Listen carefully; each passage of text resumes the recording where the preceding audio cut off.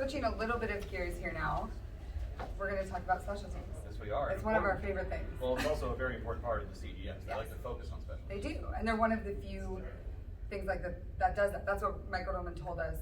You know, the special teams aspect is important. Absolutely. It sets them apart. We're joined by one of our favorites. Absolutely. And it's not just because you're on the air. No, it's not. Not at all. Adam Bay, long snapper from Wisconsin. Welcome to our. Thanks for having me. Of course, anytime. So, what has this experience been like for you so far? I know you just got here. I think today, right? Yes. It's been hectic though. No, it's been a great experience. Like you said, hectic but great. You know, and it's just being here, just with all these guys, all here for the same goal. It's really humbling in a way. You know, you really want to perform well, you know, with your peers, but it's also just a way to showcase. You know, that's what CGS has been doing, and that's what I'm excited to be here for. And long snapping is something that we've been looking at all day. Yeah, we've been studying a lot more. I think I put more time in the long snappers today than I have in my entire Ever. life. That's awesome. Yeah, we're on it. So one of the things we want to ask you is long snapping has been a journey for you. And some guys, you know, we had talked to Blake Ferguson, who was with LSU and I was with the Dolphins. He started that journey young, and his brother Reed Ferguson with the Bills. They've had a long history with long snapping, but it's not always something that you find that early in life. So you played another position prior. Do you want to tell us a little bit about your journey to long snapping and where it's led you? So yeah, I mean, my journey kind of starts early in life. In 8th grade, my youth team had a need for a long snapper, and I was just the giddy young kid that just raised his hand and said, "I'll do it, coach." And ever So since it was then, a necessity. And- That's anything to get on the field. yeah. yeah, exactly. That's what my dad always taught me from a young age: was just do what you can to get out there. You know, have fun doing it. And it was something that I was willing to take on. And later on in high school, or later on in 8th grade, actually, I heard about my coach in Arizona called, his name's Ben Bernard. Uh-huh. He's put guys into the league and multiple guys into college. And you know, his whole mantra is, you know, grind now and work now so you're going to something for college later on in life. Set you up for success. And it was a grind. It was a 45-mile round or 90-mile round trip every night to Phoenix from where I was in Arizona.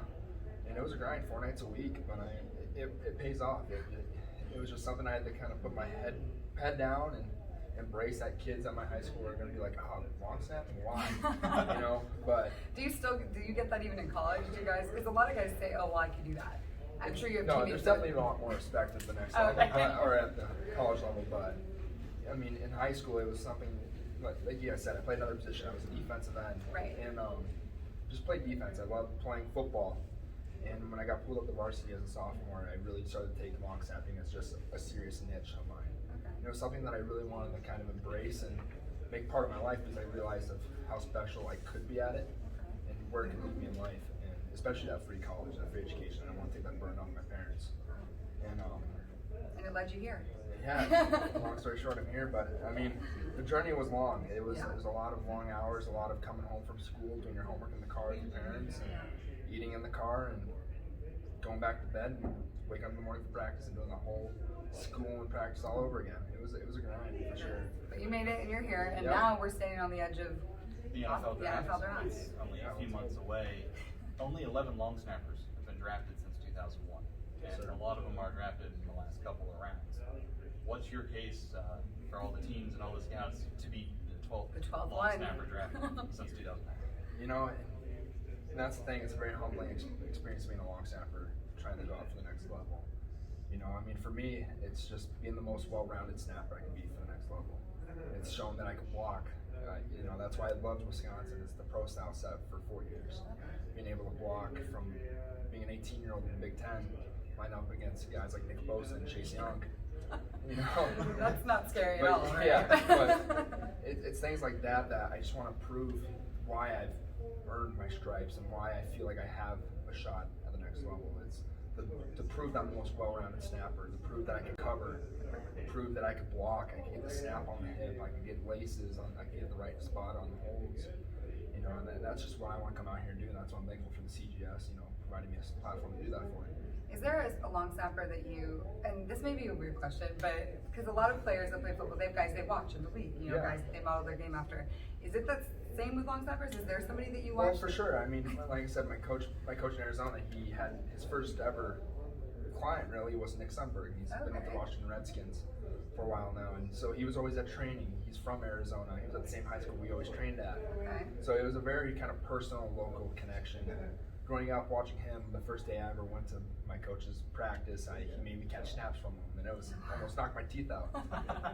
But it was ever since then. It was something that I kind of watched him, and I kind of watched the people just in the league. And I don't care who it was. It was just taking notes of how they performed, how they held themselves, the work ethic, and that's really what I judged myself off of, and that's where I want to pride myself off of at the next level. Well, the team's going to be lucky to have you. Well, absolutely. Playing in every game possible you could have at Wisconsin. I think that proves work ethic pretty well. It does. And obviously this season was different given Yes. everything that went on. The Big Ten held out for a little bit, but you guys ended up playing games. With a short season like that and everything, how important is this kind of event, CGS, getting you in front of coaches, in front of scouts? Oh, it's very important, and that's the thing. That's why I'm thankful to be here. It's just to give me an extra few days just to showcase myself, to show off my talents and what I'm able to do on the field. Hopefully that's enough to spark some attention, but I'm proud of my game film, even with the 7 games that we had, but I'm hoping that I can add a little bit more with this. Awesome. Absolutely. Thank you for joining us. Thank you for having You us. have a great Seriously. rest of the night. Tell your dad, we say hi. Yeah, I will. Make sure you guys go out to dinner. Yeah, we will. Awesome.